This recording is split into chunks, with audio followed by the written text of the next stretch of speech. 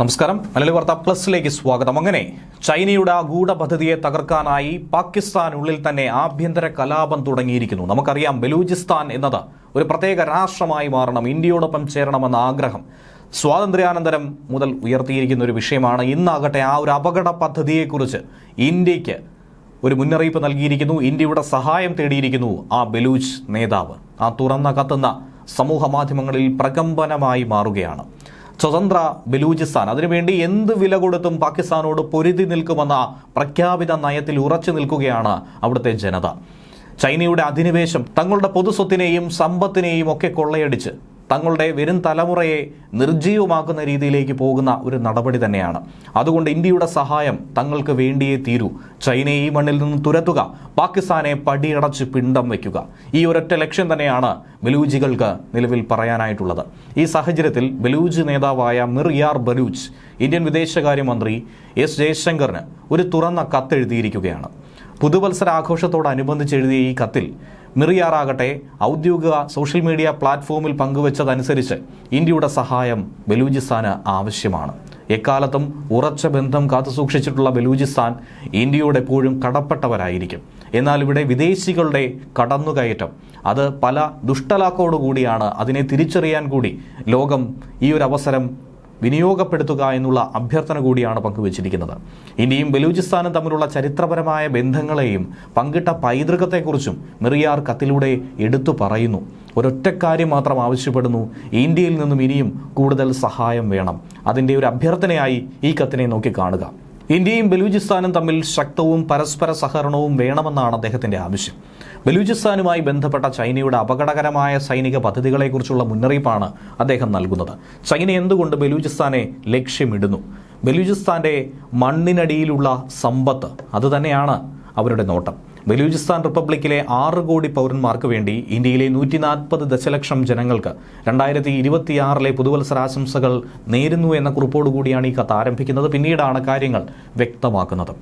ബലൂചിസ്ഥാൻ റിപ്പബ്ലിക്കിന്റെ പ്രതിനിധിയായി മിർ യാർ സ്വയം വിശേഷിപ്പിച്ചു: നമ്മൾ പങ്കിടുന്ന ആഴത്തിലുള്ള ചരിത്ര, സാംസ്കാരിക, വാണിജ്യ, സാമ്പത്തിക, നയതന്ത്ര, പ്രതിരോധ, ബഹുമുഖ ബന്ധങ്ങൾ അതാഘോഷിക്കാൻ ഈ ശുഭകരമായ അവസരം നമുക്ക് നൽകുന്നു എന്നാണ് പുതുവത്സരാശംസകൾ നേർന്നുകൊണ്ട് മിർ യാർ പറയുന്നത്. അതോടൊപ്പം ഇന്ത്യയുടെ സഹകരണം ആവശ്യപ്പെടുന്നു. എന്തിനു വേണ്ടി?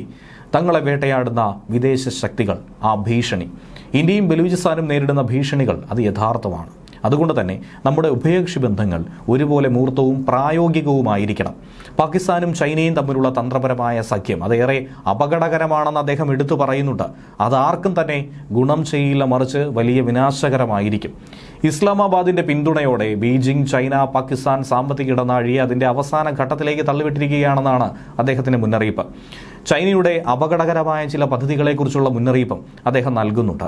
ബലൂചിസ്ഥാനിലെ പ്രതിരോധ, സ്വാതന്ത്ര്യ അനുകൂല സേനകളുടെ കഴിവുകൾ കൂടുതൽ ശക്തിപ്പെടുത്തിയില്ല എങ്കിൽ, ദീർഘകാലത്തേക്ക് അവഗണിക്കപ്പെടുകയാണെങ്കിൽ, അതിനെ പരിപോഷിപ്പിക്കാൻ ഈ ഘട്ടത്തിൽ തയ്യാറെടുത്തില്ലെങ്കിൽ ഏതാനും മാസങ്ങൾക്കുള്ളിൽ തന്നെ ചൈന ബലൂചിസ്ഥാനിൽ സൈനികരെ വിന്യസിച്ചേക്കുമെന്നുള്ള ഒരു മുന്നറിയിപ്പ് കൂടിയാണ് മിർ യാർ ബലൂച്ച് പറയുന്നത്.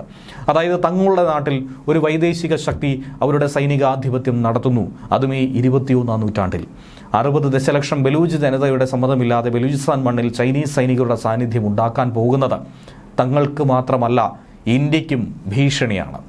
ഇന്ത്യയുടെയും ബലൂചിസ്ഥാന്റെയും ഭാവിക്ക് ഒരിക്കലും സങ്കല്പിക്കാൻ കഴിയാത്ത വെല്ലുവിളിയും ഭീഷണിയും ഒരുപോലെ ഇത് ഉയർത്തുമെന്നാണ് അദ്ദേഹം പറയുന്നത്.